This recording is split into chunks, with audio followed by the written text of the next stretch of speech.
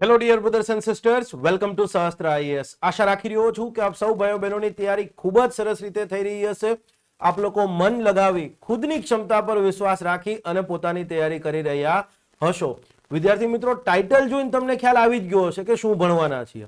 Environment protection rules આપણે ભણવાના છીએ. પણ એ પહેલા હું તમને એક બહુ મહત્વપૂર્ણ બાબત જે છે એ કહેવા માંગુ છું કે જો તમે એન્વાયરમેન્ટ પ્રોટેક્શન એક્ટ ન કર્યો હોય અથવા તો જો તમે એન્વાયરમેન્ટ પ્રોટેક્શન એક્ટ સરસ રીતે ન કર્યા હોય તો આ લેક્ચરો તમે ન જોતા. આ ટોપિકમાં 2 લેક્ચર થવાના છે. એ બેમાંથી એક પણ લેક્ચર તમે જોશો તો તમને સરખી રીતે નહીં સમજાય, એ ટાઈમ વેસ્ટ જ જશે. પણ જો એન્વાયરમેન્ટ પ્રોટેક્શન એક્ટ સરસ રીતે કરી લીધો હશે, જેટલો સારી રીતે કર્યો હશે એટલો સારી રીતે આ એન્વાયરમેન્ટ પ્રોટેક્શન રૂલ્સનો ટોપિક સમજાશે. એન્વાયરમેન્ટ પ્રોટેક્શન એક્ટના પહેલા જ લેક્ચરમાં મેં કીધું હતું કે આ એક ટોપિક કોઈ આઇસોલેટેડ ટોપિક નથી. Maternity benefit act, disaster management act, code on wages એ બધા આઇસોલેટેડ ટોપિક છે સિલેબસના પરિપ્રેક્ષમાં. મેટર્નિટી બેનિફિટ એક્ટ કરી લીધો, વાત થઈ ગઈ પૂરી. આપણે નિયમો નથી કરવાના. પણ સામે ફેક્ટરી એક્ટ જુઓ તો ફેક્ટરીઝ એક્ટ સામે ફેક્ટરીઝ રૂલ્સ પણ છે. તો ફેક્ટરીઝ રૂલ્સ હોય તો factory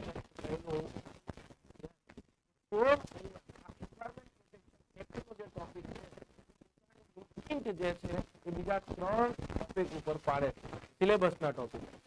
environment protection rules, manufacture, storage and import of hazardous chemical rules and chemical accident rules. આ ત્રણે 3 નિયમો જે છે આપણે જોઈશું. ક્યાંક ને ક્યાંક એન્વાયરમેન્ટ પ્રોટેક્શન એક્ટ જે છે એની જોગવાઈઓ ક્યાંક ને ક્યાંક આગળ પાછળ ઉપર નીચે ક્યાંક ને ક્યાંક આવતી જશે. એન્વાયરમેન્ટ પ્રોટેક્શન એક્ટના લેક્ચરમાં જો તમે ધ્યાનથી જોયું હશે તો ખ્યાલ હશે, અને ન જોયું હોય તો હવે ઓબ્ઝર્વ કરજો કે જે તે સેક્શન સમજાવતી વખતે એકની એક બાબતને વારંવાર રિપીટ કરીએ છીએ. તમારે અહીંયા ઉતારી દો, કારણ કે એ જરૂરી હતી. એ વસ્તુ કેવી થઈ ગઈ હતી કે ભાઈ અસેન્શિયલ બાબત હતી, નેસેસિટી હતી. મને ખબર હતી કે ભાઈ છોકરાઓને સારી રીતે નિયમો સમજવા હશે તો કાયદો જે છે એ બરાબર સમજાયેલો હોવો જોઈએ. અને એક વસ્તુની ગેરંટી છે કે જો તમે કાયદો બરાબર સમજેલો હશે, એન્વાયરમેન્ટ પ્રોટેક્શન એક્ટ, તો તમને આ નિયમ કે આના પછીના જે નિયમો છે એ સમજવામાં ક્યાંય મુશ્કેલી નહીં પડે. અને આ એન્વાયરમેન્ટ પ્રોટેક્શન રૂલ્સ માટે તો હું ડાયરેક્ટલી એવું કહીશ, understanding of environment protection act is directly proportional to understanding of environment protection rules. Mathematics, તમે બધા એન્જિનિયર છો ને, એ ભાષા સારી રીતે સમજો. જેટલો સારો એક્ટ સમજો હશે એટલો જ સારા નિયમો સમજી શકશો. Let's begin the show. Environment protection rules. હવે એન્વાયરમેન્ટ પ્રોટેક્શન રૂલ્સ છે એનો ઉદ્દેશ્ય શું હશે? ઓબ્વિયસલી એન્વાયરમેન્ટ પ્રોટેક્શન એક્ટનો જે ઉદ્દેશ્ય હતો, કાયદાનો જે ઉદ્દેશ્ય હતો, એ જ આપણા આ નિયમોનો ઉદ્દેશ્ય હોય. પર્યાવરણનું રક્ષણ કરવાનો, પર્યાવરણનું જતન કરવાનો. ઓબ્વિયસ છે. ઓકે, તો પહેલામાં પહેલો પ્રશ્ન આપણને એ ઉદ્ભવે કે આ નિયમો ઘડ્યા કોને? નિયમો બનાવ્યા કોણે?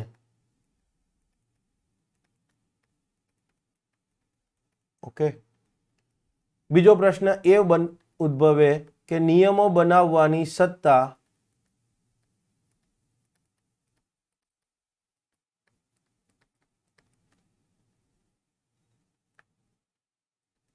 ક્યાંથી મળી?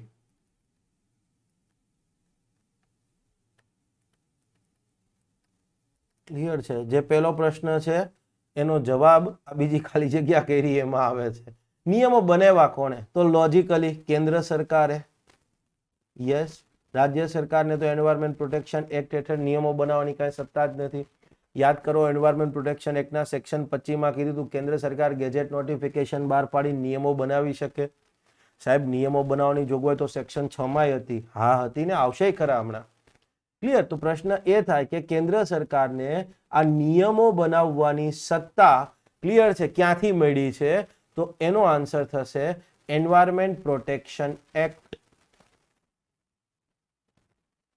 1986 ના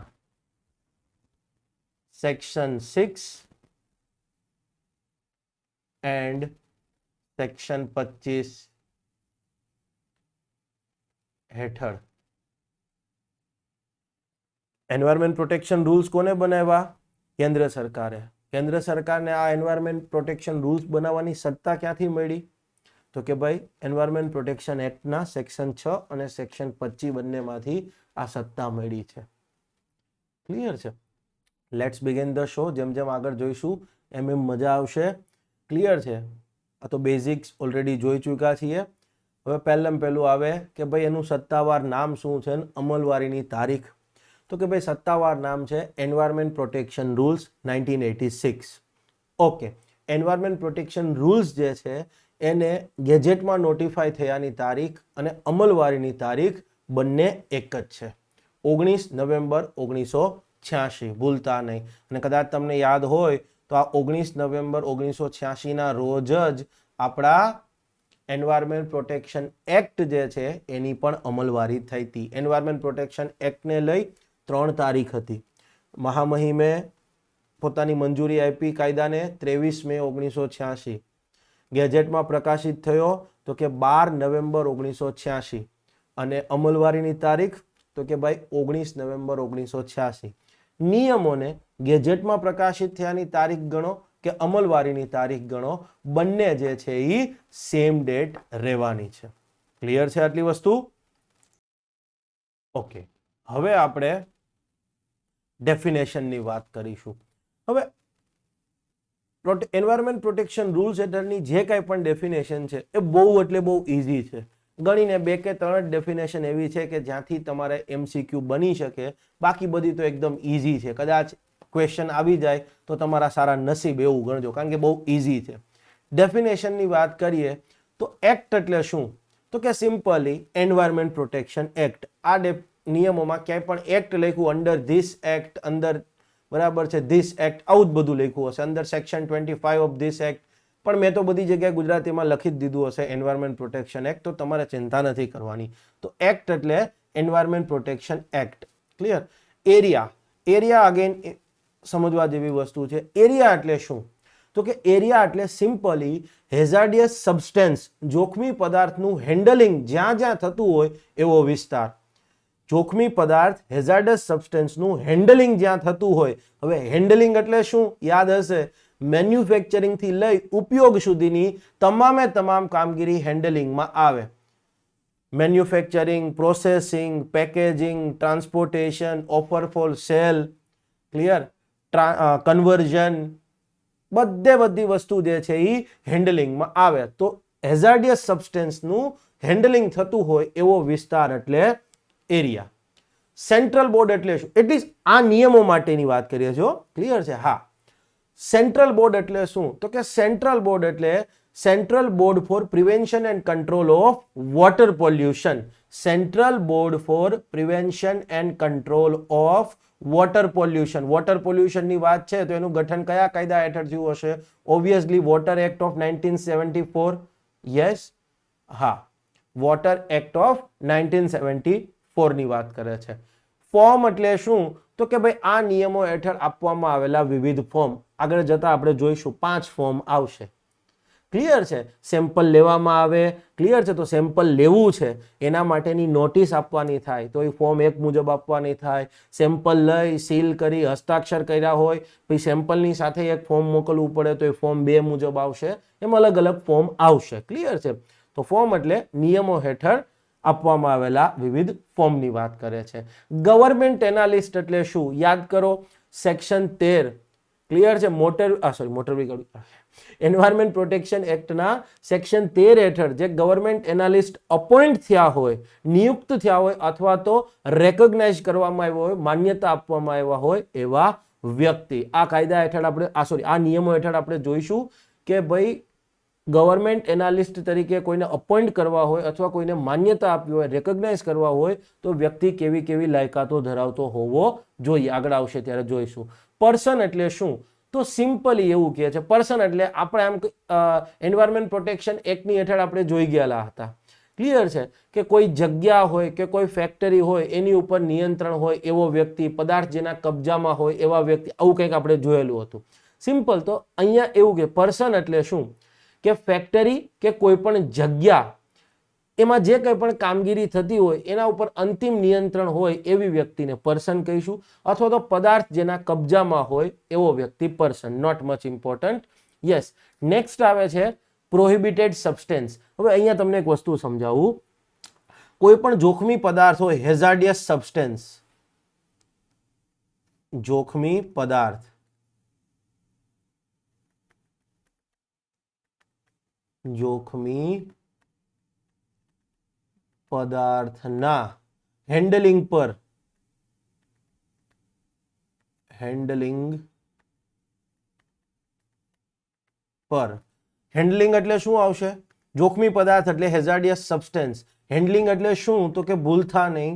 ઉત્પાદન, મેન્યુફેક્ચરિંગ, ક્લિયર છે, ટ્રાન્સપોર્ટેશન, બધી વસ્તુ, કન્વર્ઝન,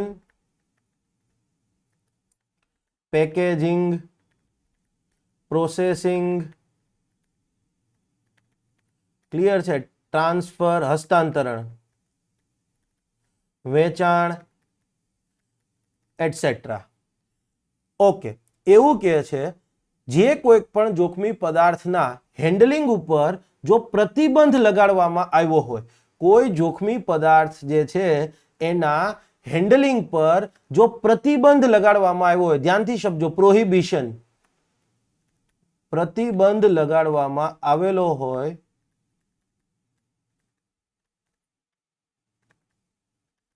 તો એને આપણે કહીશું પ્રોહિબિટેડ સબસ્ટેન્સ. શું કહીશું?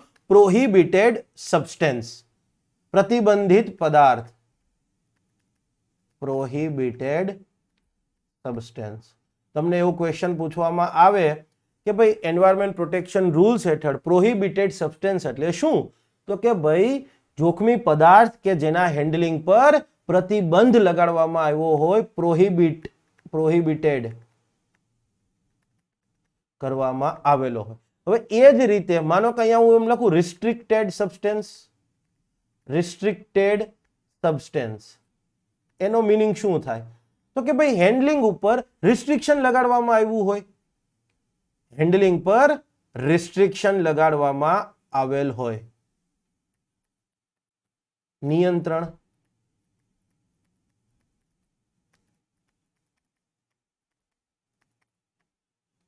આવ્યું.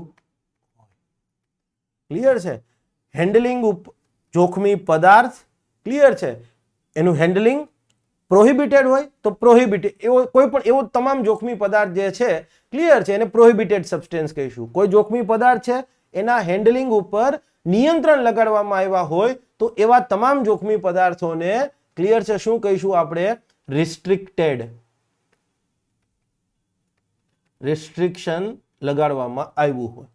ક્લિયર છે? 20 જોખમી પદાર્થ છે એમાંથી 10 ના હેન્ડલિંગ ઉપર પ્રતિબંધ લગાડી દીધું હોય તો એ 10 જોખમી પદાર્થો પ્રોહિબિટેડ સબસ્ટેન્સ કહેવાય. બાકીના 5 ના હેન્ડલિંગ ઉપર નિયંત્રણ લગાડ્યું હોય તો એ 5 રિસ્ટ્રિક્ટેડ સબસ્ટેન્સ કહેવાય. બરાબર છે? બાકીના જે 5 બચ્યા એના માટે કાંઈ વાત નથી. બરાબર છે? જોખમી પદાર્થ જ છે ખાલી. ક્લિયર છે? ઓકે. તો આ વાત હતી પ્રોહિબિટેડ સબસ્ટેન્સની, અને આગળ જતા આવશે રિસ્ટ્રિક્ટેડ સબસ્ટેન્સ. પ્રોહિબિટેડ સબસ્ટેન્સ એટલે શું? તો કે ભાઈ પ્રતિબંધિત જોખમી પદાર્થ, જેના હેન્ડલિંગ પર પ્રતિબંધ હોય એવો જોખમી પદાર્થ. ક્લિયર છે? યસ. અને રિસ્ટ્રિક્ટેડ સબસ્ટેન્સ એટલે શું? જેના હેન્ડલિંગ ઉપર નિયંત્રણ હોય એવો પદાર્થ. ક્લિયર? ઓકે. રિસિપિયન્ટ સિસ્ટમ. રિસિપિયન્ટ સિસ્ટમ એટલે શું? એને આપણે સમજવી પડશે, કારણ કે આગળ એનો એક બે જગ્યાએ ઉલ્લેખ આવશે અને MCQ પણ આવે છે.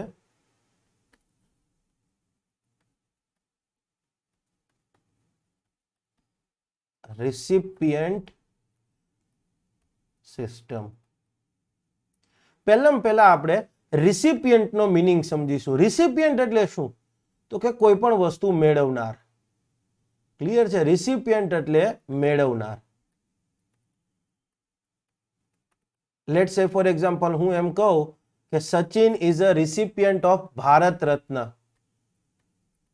સચિન ઇઝ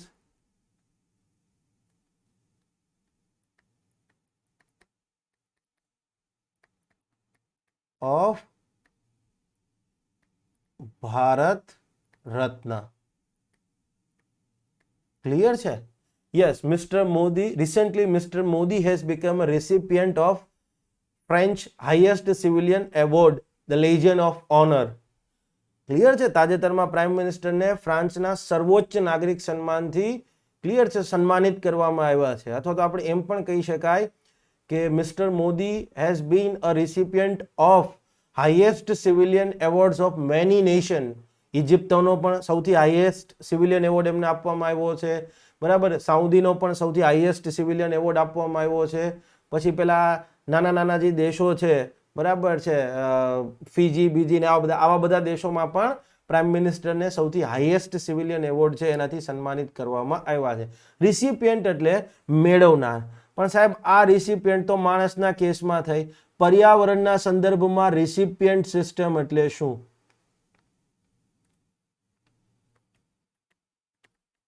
પર્યાવરણના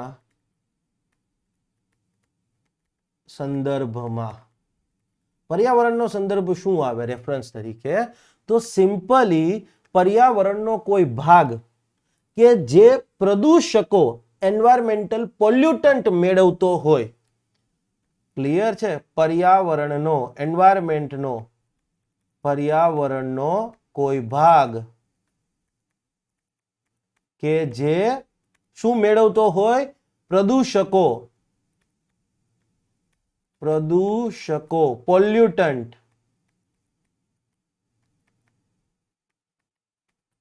મેળવતો હોય એને આપણે કહીશું રિસિપિયન્ટ સિસ્ટમ. અને રિસિપિયન્ટ સિસ્ટમની અંદર કોનો સમાવેશ થાય? તો કે હવાનો સમાવેશ થાય. યસ, ફેક્ટરીમાંથી ધુમાડો નીકળે છે તો એ ધુમાડો હવામાં નથી જતો, તો હવા એ ધુમાડાને મેળવી રહી છે અને પોલ્યુશન જ છે એક પ્રકારનું. ક્લિયર છે? પોલ્યુટન્ટ જ હોય છે જે રજકણો કે વોટ એવર. યસ, જમીન અને થર્ડ પાણી. ક્લિયર છે? Water, land and air, this three are recipient system. ખ્યાલ આવી ગયો? પોલ્યુટન્ટ એમાં જ જશે ને, બીજે તો ક્યાંય નથી જવાના. લેટ્સ સે ફોર એક્ઝામ્પલ તમે કલર બનાવવાની ફેક્ટરી છે, સાડીઓના કારખાના, સાડીઓને કલર કરવાની, તો દૂષિત પાણી જશે તો અલ્ટિમેટલી એ દૂષિત પાણી કોઈ નદીમાં જશે. ક્લિયર છે? નદી રિસિપિયન્ટ સિસ્ટમ થઈ, અથવા તો એ ગટરમાં જશે ને ગટરથી પછી સિટીની બહાર ક્યાંક નાખી દેવામાં આવતું હશે નાલાની અંદર, તો અગેન એ નાલું રિસિપિયન્ટ સિસ્ટમ થઈ. તો રિસિપિયન્ટ સિસ્ટમ એટલે શું? પર્યાવરણનો કોઈ ભાગ કે જે એન્વાયરમેન્ટલ પોલ્યુટન્ટ મેળવતો હોય. તો આ છે રિસિપિયન્ટ સિસ્ટમની વાત. ક્લિયર છે? ઓકે. રિસ્ટ્રિક્ટેડ સબસ્ટન્સ શું છે સમજાવી દીધું. સેક્શન એટલે એન્વાયરમેન્ટ પ્રોટેક્શન એક્ટ 1986 નો કોઈ સેક્શન.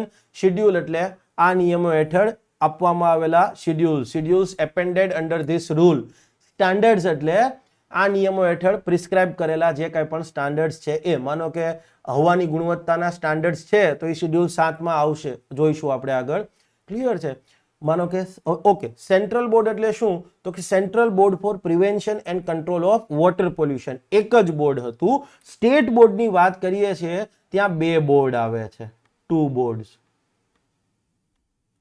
ક્લિયર છે? નિગમ, બે નિગમ છે, બરાબર છે. ઓકે, કયું? તો કે simply state board for prevention and control of water pollution and state board of prevention and state board of prevention and control of air pollution. Central બોર્ડની વાત કરીએ તો માત્ર ને માત્ર વોટર એક્ટ હેઠળ ગઠિત થયેલું, કોન્સ્ટિટ્યુટેડ કરવામાં આવેલું central board for prevention and control of water pollution. પણ જો તમે સ્ટેટ બોર્ડની વાત કરતા હોય તો બેમાંથી કોઈ પણ એક આવશે. એક છે state board for prevention and control of water pollution, constituted under water act, અને બીજું છે state board for prevention and control of air pollution that has been constituted under air act of 1981. Clear છે? Okay, અહીંયા તમારી definition પૂરી થાય છે. હવે સૌથી ઇન્ટરેસ્ટિંગ પાર્ટ ચાલુ થશે, બહુ મજા આવશે. Section 3, 4 rule 3, rule 4, rule 5, rule 13. આ તો જે મજા આવશે. ક્લિયર છે? અને આ ટોપિકમાં મેં કીધું એમ આ જે 4 ટોપિક છે, environment protection act, environment protection rules, miss rules અને કેમિકલ એક્સિડન્ટ રૂલ્સ, આ 4 તમારા 20 માર્ક છે, 20 બેઠકો છે લોકસભા અથવા વિધાનસભાની, જે ગણો એ. ક્લિયર છે? અને અહીંયા હું તમને જેટલું કહું એટલું જ કરવાનું છે. ઓકે, રૂલ 3 શેની વાત કરે છે જુઓ. Standards for emission or discharge of environmental pollutant. પર્યાવરણીય પ્રદૂષકોના નિકાલ કે પછી એના ઉત્સર્જન માટેના સ્ટાન્ડર્ડ્સ. શેની વાત કરે છે? પર્યાવરણીય પ્રદૂષક જે છે એનો નિકાલ કરવામાં આવે અથવા તો એનું ઉત્સર્જન થતું હોય તો કયા સ્ટાન્ડર્ડ્સ મુજબ હોવું જોઈએ એને રિલેટેડ કંઈક વાત કરે છે. ઓકે, તો સબરૂલ 1 શું કહે છે? તો એવું કહે છે કે ભાઈ પર્યાવરણની ગુણવત્તાનું રક્ષણ, આ તો જસ્ટ ખાલી એમને લખી દીધું છે ગવર્મેન્ટે. મેઇન વાત તો સિમ્પલી એવું કહે છે કે ભાઈ જે તે ઇન્ડસ્ટ્રી, પ્રોસેસ કે ઓપરેશન્સમાંથી જે કંઈ પણ ઉત્સર્જન થાય છે, જે કંઈ પણ નિકાલ થાય છે, એમિશન ઓર ડિસ્ચાર્જ થાય છે, ક્લિયર છે, એન્વાયરમેન્ટલ પોલ્યુટન્ટનો, તો યસ એ શેડ્યુલ 1 થી શેડ્યુલ 4 મુજબ જ હોવો જોઈએ. દેશી ભાષામાં કહીએ તો કોઈ પણ ફેક્ટરીમાંથી કાંઈ પણ ડિસ્ચાર્જ થતો હોય, નિકાલ થતો હોય અથવા કંઈ એમિશન થતું હોય, કોનું? એન્વાયરમેન્ટલ પોલ્યુટન્ટનું, તો એ શેડ્યુલ 1 થી શેડ્યુલ 4 માં જે કીધું છે એ મુજબ જ હોવું જોઈએ. અને બાકી ઉપર શબ્દ લખ્યો છે, પર્યાવરણની ગુણવત્તાનું રક્ષણ થાય, સુધારો થાય, પર્યાવરણનું પ્રદૂષણ અટકાવી તથા ઘટાડી શકાય. સમજી ગયા? પર્યાવરણની ગુણવત્તાનું રક્ષણ થાય, એમાં સુધારો થાય, પર્યાવરણનું પ્રદૂષણ અટકાવી શકાય, ઘટાડી શકાય. જનરલ વાત થઈ ગઈ. તો એના માટે એવું કહે છે કે જે તે ઇન્ડસ્ટ્રી, ઓપરેશન્સ અથવા પ્રોસેસમાંથી કાંઈ પણ એન્વાયરમેન્ટલ પોલ્યુટન્ટ એમિટ થાય છે અથવા તો ડિસ્ચાર્જ થાય છે તો એની માત્રા શેડ્યુલ 1 થી શેડ્યુલ 4 માં જે આપ્યું છે એ મુજબની જ રહેશે. ઓકે, હવે પ્રશ્ન, ઓકે, સબરૂલ 2 શું કહે છે? સબરૂલ 2 સમજતા પહેલા એક પ્રશ્ન પૂછું કે લેટ સે ફોર એક્ઝામ્પલ કોઈ વિસ્તાર એવો છે કે જે હાઈલી પોલ્યુટેડ છે, હાઈલી પોલ્યુટેડ, તો એમાં આ જે કાંઈ પણ સ્ટાન્ડર્ડ્સ છે એમાં ફેરફાર કરી શકાય. માનો કે લેટ સે ફોર એક્ઝામ્પલ દિલ્હી. હવે આજે તમે લેટ સે ફોર એક્ઝામ્પલ ગુજરાતમાં કોઈ ઓછું પોલ્યુટેડ સિટી, લેટ સે ફોર એક્ઝામ્પલ જુનાગઢ, અમરેલી, આ બધા વિસ્તારમાં એટલી બધી ઇન્ડસ્ટ્રી નથી તો ત્યાં પોલ્યુશન નહીં હોય. પણ આજના દિવસે માનો કે તમે જુનાગઢની અંદર કે અમરેલીની અંદર કોઈ ઇન્ડસ્ટ્રી હશે તો એમાંથી જે કંઈ પણ એમિશન થાય છે અથવા ડિસ્ચાર્જ થાય છે એ શેડ્યુલ 1 થી શેડ્યુલ 4 મુજબનો હશે. ઓકે, પણ સામે દિલ્હી લઈ લ્યો તો દિલ્હીમાં તો કેટલું બધું ઓલરેડી પોલ્યુશન ત્યાં હાઈ છે, ઓલરેડી પોલ્યુશન હાઈ છે, તો પછી એના માટે કંઈ સ્પેશિયલ જોગવાઈ કરી શકાય? તો સબ રૂલ 2 યસ આવી જોગવાઈ કરવાની છૂટ આપે છે. સબ રૂલ 2 કહે છે શું? તો એ સેન્ટ્રલ બોર્ડ અથવા જે સ્ટેટ બોર્ડ છે, ક્લિયર છે, એને એક વિશેષ સત્તા આપે છે. It gives a special power to central board and state board. કેવા સ્પેશિયલ પાવર?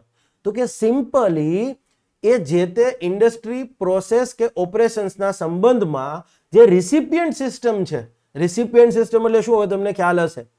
ઇન્ડસ્ટ્રી, ઓપરેશન્સ કે પ્રોસેસને લઈ જે રિસિપિયન્ટ સિસ્ટમ છે એની ક્વોલિટી, એની ગુણવત્તાને ધ્યાનમાં રાખી અને આ શેડ્યુલ 1 થી શેડ્યુલ 4 હેઠળના જે કંઈ પણ સ્ટાન્ડર્ડ છે એના કરતા વધુ કડક સ્ટાન્ડર્ડ, મોર સ્ટ્રિન્જન્ટ સ્ટાન્ડર્ડ જે છે એ પ્રિસ્ક્રાઇબ કરી શકે.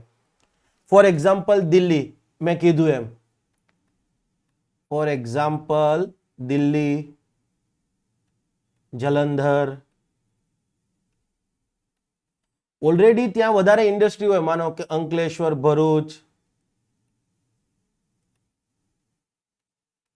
તમે એક વસ્તુ વિચાર કરો કે ત્યાં ઓલરેડી બહુ બધી ઇન્ડસ્ટ્રીઓ છે, વાપી, વલસાડ, નાની દમણ, હેવી, આ બધી જગ્યાએ બહુ ઇન્ડસ્ટ્રી છે. તો હવે એ જે ઇન જનરલ આખું સિટી લઈ લ્યો તો હવે તમે સમજો ત્યાં ઘણી બધી ઇન્ડસ્ટ્રી, પ્રોસેસ ને ઓપરેશન્સ થતા હશે.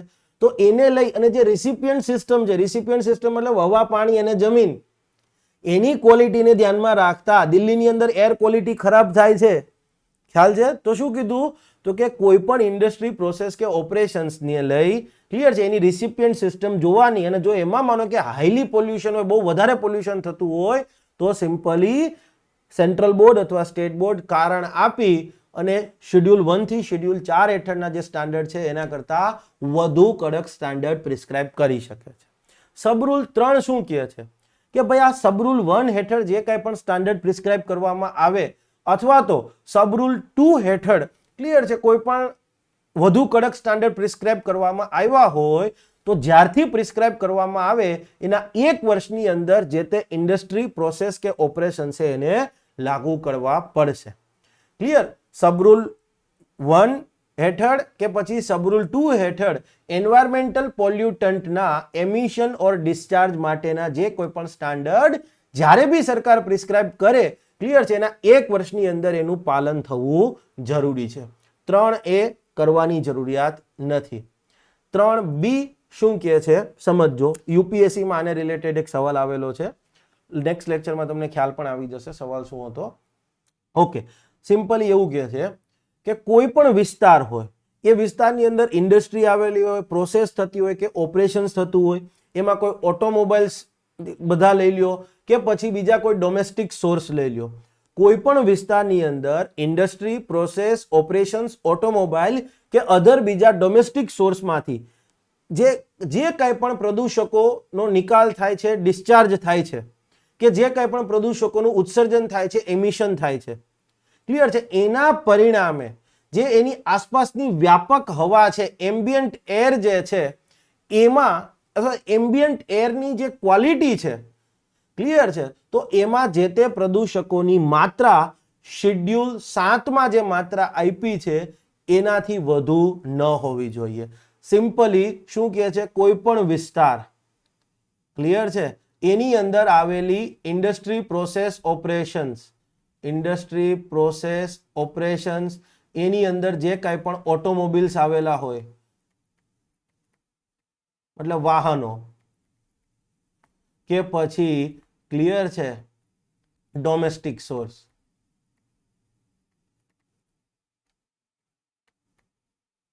ક્લિયર છે, એરિયા XYZ, ક્લિયર છે. તો હવે શું કહે છે કે આ ત્રણેયના કારણે કમ્બાઇન્ડલી 1 2 અને 3 1 + 2 + 3 આ ત્રણેયના કારણે કોઈ પણ એમિશન થતું હોય, પોલ્યુટન્ટનું જ એમિશન થતું હશે, ઉત્સર્જન, કે પછી કાંઈ નિકાલ થતો હોય, ડિસ્ચાર્જ થતો હોય, તો એના કારણે આ એરિયા XYZ ની એમ્બિયન્ટ એર છે, આખી વ્યાપક એર, આખા વિસ્તારની હવા, એમ્બિયન્ટ એર એટલે વ્યાપક હવા, આખો વિસ્તાર હોય એની હવા, એમ્બિયન્ટ એર જે છે એમાં જે કંઈ પણ એન્વાયરમેન્ટલ પોલ્યુટન્ટ છે, પર્યાવરણીય પ્રદૂષકો, ક્લિયર, જે કંઈ પણ એન્વાયરમેન્ટ પોલ્યુટન્ટ છે એની માત્રા શેડ્યુલ 7માં જે ઉલ્લેખિત માત્રા છે એના કરતા વધુ ન હોવી જોઈએ. આટલું યાદ રહેશે. કોઈ પણ વિસ્તાર, માનો કે લેટ્સ સે ફોર એક્ઝામ્પલ તમે વડોદરાની અંદર રહ્યો છો, તો વડોદરાની અંદર જે કાંઈ પણ ઇન્ડસ્ટ્રી, પ્રોસેસ અને ઓપરેશન્સ આવેલા છે, એમાં જે કાંઈ પણ વાહનો છે કે બીજા ડોમેસ્ટિક સોર્સમાંથી કંઈ પણ એમિશન થતું હોય, કંઈ ડિસ્ચાર્જ થતો હોય, તો વડોદરાની હવા જે છે એમાં જે તે એન્વાયરમેન્ટલ પોલ્યુટન્ટ છે એની માત્રા શેડ્યુલ 7માં જે તે માત્રા કીધી છે એના કરતાં વધારે ન હોવી જોઈએ. ઇનફેક્ટ શેડ્યુલ 7 જે છે એ નેશનલ એમ્બિયન્ટ એર ક્વોલિટીની વાત કરે છે. MCQ આવે તો ધ્યાન રાખજો. એન્વાયરમેન્ટ પ્રોટેક્શન રૂલ્સ 1986 એનો શેડ્યુલ 7, શેડ્યુલ 7. તમને ક્વેશ્ચન એમ આવે કે ભાઈ નેશનલ એમ્બિયન્ટ એર ક્વોલિટી,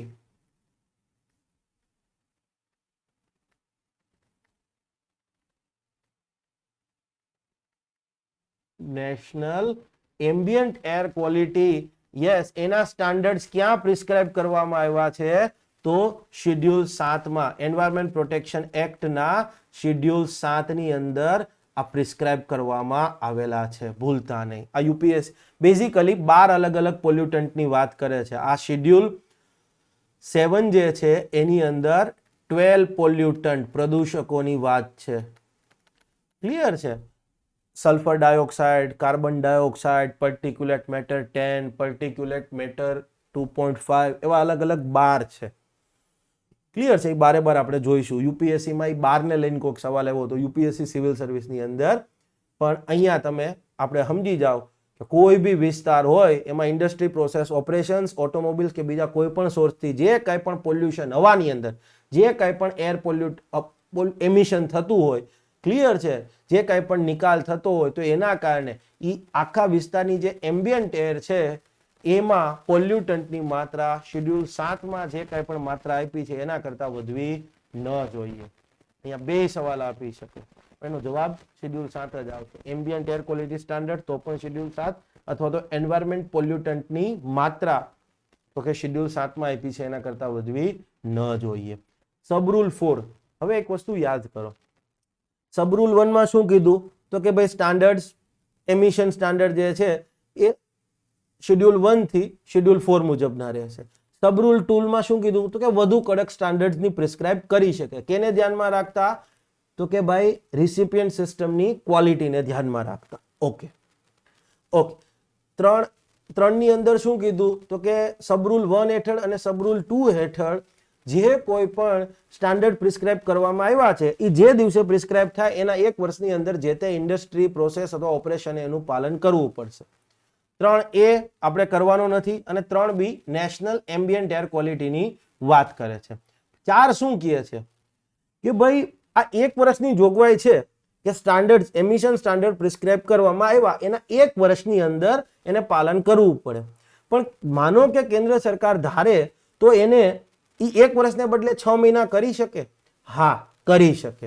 કારણ કે સબરૂલ 4 એને સત્તા આપે છે. સબરૂલ 4 શું કહે છે કે સબરૂલ 3 હેઠળની જોગવાઈની પરવા કર્યા વિના, સબરૂલ 3 ની જોગવાઈ શું કહે છે કે સબરૂલ 1 અને સબરૂલ 2 હેઠળ જે કંઈ પણ સ્ટાન્ડર્ડ પ્રિસ્ક્રાઇબ કરવામાં આવે છે એનું 1 વર્ષની અંદર પાલન કરવાનું. પણ એ 1 વર્ષની જોગવાઈની પરવા કર્યા વિના સ્થાનિક પરિસ્થિતિ, લોકલ કન્ડિશનને ધ્યાનમાં રાખતા અને જે કંઈ પણ પ્રદૂષકો નિકાલ થાય છે, ક્લિયર છે, એન્વાયરમેન્ટલ પોલ્યુટન્ટ જે કંઈ પણ ડિસ્ચાર્જ થાય છે એના નેચરને ધ્યાનમાં રાખતા, એની પ્રકૃતિને ધ્યાનમાં રાખતા વધુ જોખમી હોય તો, ક્લિયર છે, તો સેન્ટ્રલ બોર્ડ કે સ્ટેટ બોર્ડ છે એ જે તે ઇન્ડસ્ટ્રી પ્રોસેસ કે ઓપરેશન્સને, ક્લિયર છે, પેલો સબરૂલ 3 માં જે 1 વર્ષનો સમયગાળો કીધો છે એના કરતા પણ ઓછા સમયગાળામાં આ સ્ટાન્ડર્ડ્સનું પાલન કરવાનું કહી શકે છે. 3.1 સ્ટાન્ડર્ડ્સ, 3.2 વધુ કડક સ્ટાન્ડર્ડ્સ, 3 તો કે ભાઈ આ સ્ટાન્ડર્ડ્સ અથવા વધુ કડક સ્ટાન્ડર્ડ 1 વર્ષની અંદર પાલન થવા જોઈએ. 4 શું કહે છે કે ભાઈ સ્થાનિક પરિસ્થિતિને ધ્યાનમાં રાખતા જે કંઈ પણ પોલ્યુટન્ટ ડિસ્ચાર્જ થાય છે એની પ્રકૃતિને ધ્યાનમાં રાખતા, મને બહુ વધારે જોખમી હોય તો કે આવા સમયે સેન્ટ્રલ બોર્ડ કે સ્ટેટ બોર્ડ એ જે તે ઇન્ડસ્ટ્રી ઓપરેશન્સ કે પ્રોસેસને કહી શકે કે ભલે 1 વર્ષની મર્યાદા છે પણ તમારે આ 6 મહિનામાં જ પાલન કરવું પડશે. અને 4B શું કહે છે તો કે ભાઈ 1 વર્ષની સમય મર્યાદા છે એના બદલે કદાચ વધુ સમય મર્યાદા પણ આપી શકે. 4B નોટ મચ ઇમ્પોર્ટન્ટ, પણ આ બે પૂછી શકે કે કઈ બે બાબતને ધ્યાનમાં રાખતા સ્ટાન્ડર્ડ્સને 1 વર્ષની સમય મર્યાદા કરતા પણ વહેલા પાલન કરવાનું કહી શકે. સ્થાનિક પરિસ્થિતિ અને ડિસ્ચાર્જ જે થઈ રહ્યો હોય, ક્લિયર છે, એન્વાયરમેન્ટલ પોલ્યુટન્ટ એના નેચરને ધ્યાનમાં રાખતા. થઈ ગઈ વસ્તુ.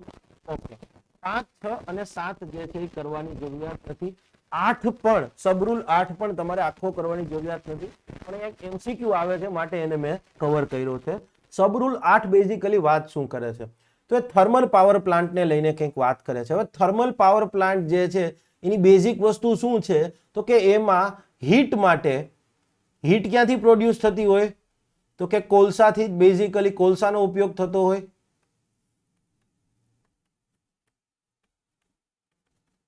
યસ, તો સિમ્પલી થર્મલ પાવર પ્લાન્ટ જે છે એમાં જે કોલસાનો ઉપયોગ કરવામાં આવે છે એને લઈ અને વિવિધ જોગવાઈ કરવામાં આવી છે. ક્લિયર છે. સબરૂલ 8 હેઠળ 4 અલગ અલગ જોગવાઈ છે. પહેલી અને બીજી ખાલી જસ્ટ એમને લખવા માટે મેં લખી છે કે ભાઈ એમિશનના સંદર્ભમાં એક પ્રોપર ટેકનોલોજી હોવી જોઈએ. પછી કોલસાને બર્ન કરવામાં આવ્યો હોય અને એના કારણે જે ફ્લાય એશ થાય તો એનું એક proper pond management, ash pond જે છે એનું પ્રોપર મેનેજમેન્ટ કરવું પડશે. કોઈ જરૂરી નથી, પણ સબરૂલ 8 અને એનોય પેટારૂલ 3 જે છે ને એ એવી વાત કરે છે કે થર્મલ પાવર પ્લાન્ટની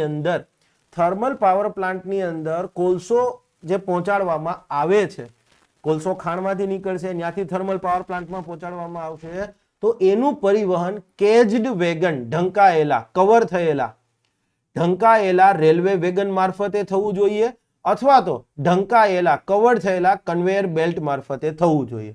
પણ માનો કે રેલવે અને કન્વેયર બેલ્ટ, કવર્ડ કન્વેયર બેલ્ટની સુવિધા નથી તો ત્યાં સુધી કવર થયેલા ટ્રક મારફતે પરિવહન થવું જોઈએ.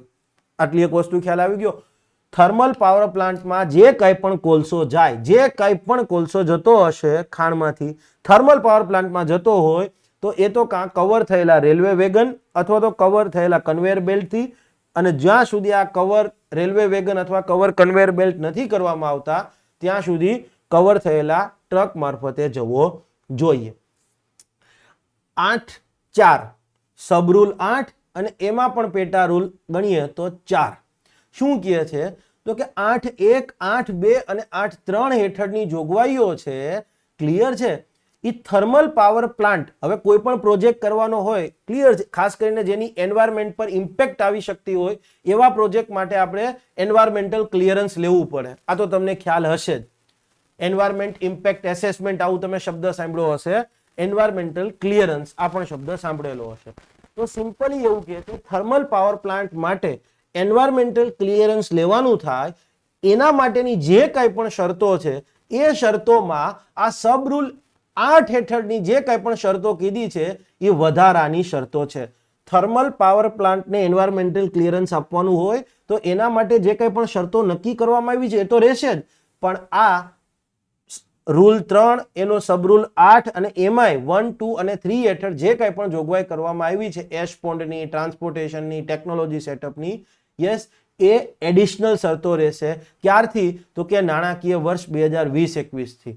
ભારતમાં નાણાકીય વર્ષ 2020-21 કે એના પછી કોઈ પણ થર્મલ પાવર પ્રોજેક્ટ હોય એને એન્વાયરમેન્ટલ ક્લિયરન્સ આપવાનું હોય તો આ 8.1 2 અને 3 હેઠળની શરતો ક્લિયર છે એન્વાયરમેન્ટલ ક્લિયરન્સમાં વધારાની શરતો રહેશે. ઓલરેડી જે બીજી શરતો હશે તો એ તો રહેશે જ, પણ આ પણ શરતો રહેશે. તો અહીંયા એક એવો એમસીક્યુ પણ આવી શકે, આ યર પૂછી શકે. આ યર જે છે યસ એ પૂછી શકે કે ભાઈ કયા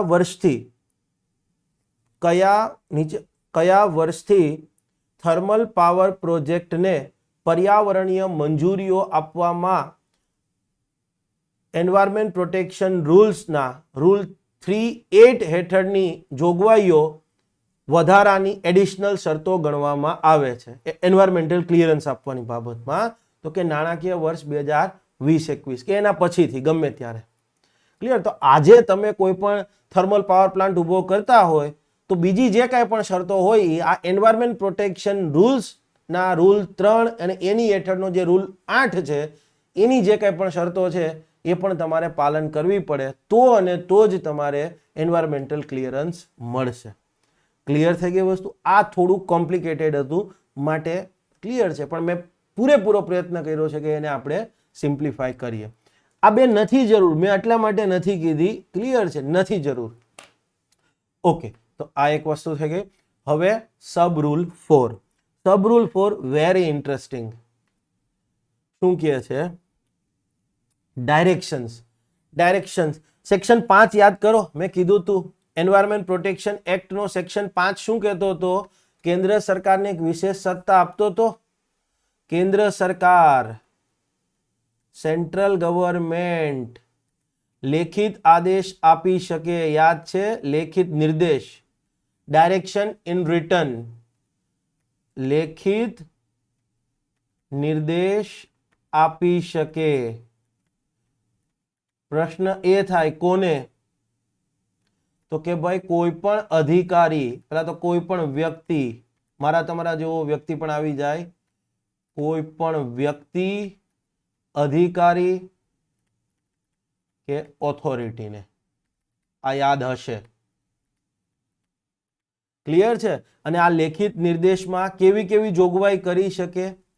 લેખિત નિર્દેશ આપે તો કેવી જોગવાઈ કરી શકે? યાદ કરો, કંઈક ઇન્ડસ્ટ્રી બંધ કરવાની એવું કઈ મેં કીધું હતું.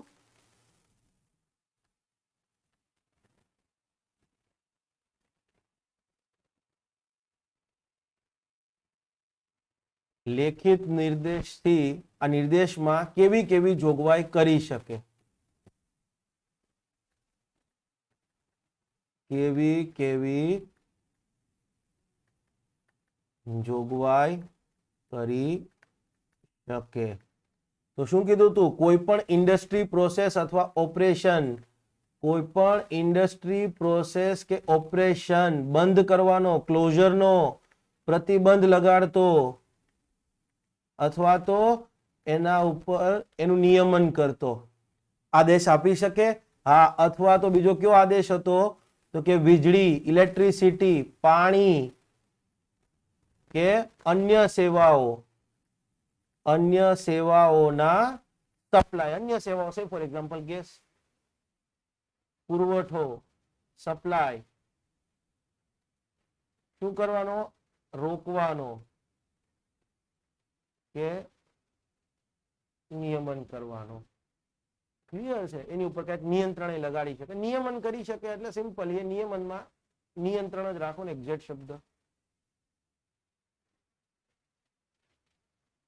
હજી તમે કન્ફ્યુઝ.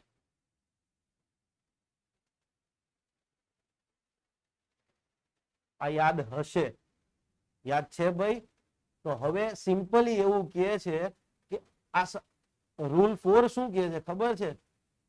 રૂલ 4 એવું કહે છે કે આ લેખિત નિર્દેશ છે એ કયા પ્રકારનો હોવો જોઈએ. રૂલ 4 શું કહે છે? આજે રૂલ 4 આ નિર્દેશ કયા પ્રકારનો હોવો જોઈએ? આવો અથવા તો આવા નિર્દેશના સંબંધમાં જોગવાઈઓ. ક્લિયર છે? આ રૂલ 4 માં આ વાત કરવામાં આવી છે.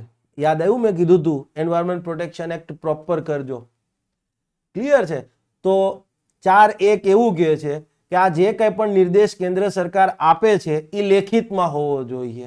ભાઈ એવું તો એમાંય કીધું હતું, પણ છતાં આમાં કીધું છે કે દરેક નિર્દેશ જે છે એ લેખિતમાં હોવો જોઈએ. આ જે કંઈ પણ નિર્દેશ કરવામાં આવે છે એમાં 2 વિગતોનો ઉલ્લેખ જરૂરી છે. એમાં 2 વિગતોનો ઉલ્લેખ જરૂરી છે. નિર્દેશ આપે છે, 4.1 કહે છે લેખિતમાં હોવો જોઈએ. 4.2 શું કહે છે? તો કે આ જે કંઈ પણ નિર્દેશ કરવામાં આવે કોઈ પણ અધિકારીને, કોઈ ઓથોરિટીને કે કોઈ પણ વ્યક્તિને, એમાં 2 બાબતનો ઉલ્લેખ જરૂરી છે. એક કે એ જે તે અધિકારીએ, ઓથોરિટી કે વ્યક્તિએ કેવી કેવી કામગીરી કરવાની થશે, કેવા કેવા પગલાં લેવાના થશે, અને બીજું ક્લિયર છે એને કેટલી સમય મર્યાદામાં આ નિર્દેશમાં લખાયેલી, નિર્દેશમાં કહેવામાં આવેલી કામગીરી કરવી પડશે. લેખિતમાં નિર્દેશમાં 2 બાબતોનો ઉલ્લેખ. એક કે ભાઈ જે તે વ્યક્તિ, ઓથોરિટી અથવા તો અધિકારીએ કેવી કામગીરી કરવાની છે અને કેટલા સમયની અંદર આવી કામગીરી કરવાની છે. ઓકે. 4.3 શું કહે છે? Sorry 3A, sleep of tongue, 3A અને 3B છે. 4.3 શું કહે છે? તો કે ભાઈ જે કોઈ પણ વ્યક્તિ, ઓથોરિટી કે અધિકારીને નિર્દેશ આપવાનો થતો હોય, કેન્દ્ર સરકાર જે કોઈ પણ ઓથોરિટી, વ્યક્તિ કે અધિકારીને નિર્દેશ આપતી હોય એને નિર્દેશની એક કોપી આપશે, અને યસ એ નિર્દેશ સામે માનો કે એને કોઈ વાંધો હોય, ક્લિયર છે, તો એને પોતાનો પક્ષ રજૂ કરવાની તક પણ આપશે. અને યસ આ પક્ષ રજૂ કરવા માટે કે ઓછામાં ઓછા 15 દિવસનો સમયગાળો આપવો જરૂરી છે. 3 વસ્તુ સમજ્યા. પહેલું બેઝિક, સેક્શન 5 હેઠળ લેખિતમાં નિર્દેશ આપવાની સત્તા કોઈ પણ વ્યક્તિ, કોઈ પણ અધિકારી, કોઈ પણ ઓથોરિટીને આપી શકે. ઓકે. 4.1 શું કહે છે? લેખિતમાં નિર્દેશ હોવો જોઈએ. 4.2 કહે છે કે ભાઈ આ લેખિત નિર્દેશમાં 2 બાબતોનો ઉલ્લેખ જરૂરી છે, કરવાની થતી કામગીરી અને કેટલી સમય મર્યાદા. 4.3A શું કહે છે કે જે કોઈ પણ વ્યક્તિ, અધિકારી કે ઓથોરિટીને આવો નિર્દેશ કરવામાં આવે એને એ નિર્દેશની એક કોપી આપવી પડશે. કેન્દ્ર સરકાર સીધું ગેજેટમાં બહાર પાડી દે એમ નહીં. એ કોપી જે તે અધિકારી, વ્યક્તિ, ઓથોરિટીને આપવી પડશે, અને એ વ્યક્તિ, અધિકારી કે ઓથોરિટીને જો વાંધો હોય તો એને એનો પોતાનો પક્ષ રજૂ કરવાની તક આપવી પડશે. એને નિર્દેશ મળે એના ઓછામાં ઓછા 15 દિવસનો સમય આપવો પડશે. ઓકે. ફાઇનલી હવે 4.3B શું કહે છે? અગેન અહીંયા આવો. સેક્શન 5 હેઠળ જે કંઈ પણ લેખિત નિર્દેશ કરે એમાં શું કીધું કે ભાઈ વીજળી, પાણી કે અન્ય સેવાઓ જે છે એનો સપ્લાય રોકવાનો અથવા તો એને નિયંત્રણ કરવાનો નિર્દેશ આપી શકે છે. તો એવું કહે છે કે કેન્દ્ર સરકારે એન્વાયરમેન્ટ પ્રોટેક્શન એક્ટના સેક્શન 5 હેઠળ નિર્દેશ આપ્યો હોય અને આ નિર્દેશમાં એવી જોગવાઈ હોય કે ભાઈ જે તે વીજળી, પાણી અથવા અન્ય કોઈ પણ સેવા જે છે એનો પુરવઠો અટકાવવાનો, એના પુરવઠા પર પ્રતિબંધ કરવાનો અથવા નિયમન કરવાની જોગવાઈ કરી હોય. સેક્શન 5 હેઠળનો આદેશ છે જે તે વ્યક્તિ, ઓથોરિટીને, એમાં શું લખ્યું છે? વીજળીનો પુરવઠો અટકાવવો અથવા પ્રતિબંધ લગાડવો અથવા નિયમન કરવું, પાણીનો પુરવઠો કે અન્ય કોઈ પણ સેવાઓ છે એના પુરવઠા, એના સપ્લાયને પ્રતિબંધિત કરવું અથવા એનું નિયમન કરવાનો આદેશ આપ્યો હોય. તો હવે આ વીજળીનો અથવા પાણીનો કે અન્ય કોઈ પણ સેવાનો પુરવઠો પ્રતિબંધિત થતો હોય અથવા તો નિયમન કરવામાં આવે ત્યારે જે કોઈ પણ ઇન્ડસ્ટ્રી પ્રોસેસ અથવા તો ઓપરેશન્સને અસર થવાની હોય, વીજળી બંધ કરી દો અથવા તો પાણી બંધ કર્યો તો ફેક્ટરીઓને અસર તો આવશે ને. તો એવું કહે છે કે આ વીજળી, પાણી કે અન્ય કોઈ પણ સેવાનો પુરવઠો અટકાવવા માટેનો આદેશ કર્યો હોય તો એના કારણે, આ આદેશના કારણે જે કોઈ પણ ઇન્ડસ્ટ્રી પ્રોસેસ અથવા ઓપરેશન્સને અસર આવતી હોય એના ઓક્યુપાયરને પણ આવી એક કોપી આપવી પડશે. કે જો ભાઈ આ આદેશ કર્યો છે, કાલથી તમારી ફેક્ટરીઓમાં વીજળી બંધ થઈ જશે, કાલથી એટલે જે તે ડેટથી એમ, તો એ જે તે ઓક્યુપાયરને પણ એ નિર્દેશની કોપી આપવી પડશે. અને એ ઓક્યુપાયર જે છે, ક્લિયર છે, એને જો આ આદેશ સામે વાંધો હોય તો પછી એને પણ પોતાનો પક્ષ રજૂ કરવાની તક આપવી પડશે. સેક્શન 5 હેઠળના લેખિત નિર્દેશમાં 2 આદેશ થઈ શકે. મેં કીધું એમ, કોઈ પણ ઇન્ડસ્ટ્રી પ્રોસેસ અથવા ઓપરેશન્સને બંધ કરવાનો, પ્રતિબંધ લગાડવો કે એનું નિયમન કરતો. ક્લિયર છે? યસ. જો પેલામાં નિયમન જ આવશે, નિયંત્રણ નહીં આવે, હું સુધાર દઈશ. ઓકે. અને સેકન્ડ આદેશ વીજળી, પાણી કે અન્ય કોઈ પણ સપ્લાય જે છે એને પ્રતિબંધ, એને સ્ટોપ કરતો, અટકાવતો. ક્લિયર છે? કે એનું નિયમન કરતો. Got it?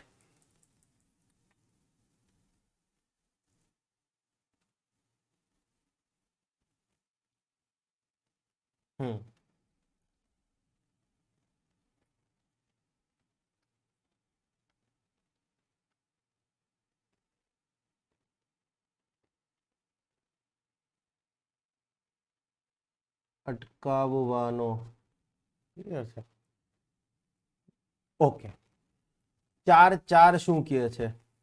4 સિમ્પલી એવું કહે છે કે ભાઈ કેન્દ્ર સરકારે સબસેક્શન 5 હેઠળ આદેશ કર્યો, લેખિતમાં કર્યો, 2 બાબતોનો ઉલ્લેખ કર્યો, પણ હવે એને ક્લિયર છે સબરૂલ 3A અને 3B હેઠળ, ભૂલ છે અહીંયા, સબરૂલ 3A અને 3B હેઠળ, ક્લિયર છે, કોઈ પણ વાંધા અરજી મળે, માનો કે જે તે ઓથોરિટી અથવા અધિકારીને કે કોઈ વ્યક્તિને આદેશ આપ્યો છે, એને વાંધો છે તો એને પોતાનો પક્ષ રજૂ કર્યો હશે. કેમ વાંધો છે એ લખીને સરકારને આપ્યું હશે.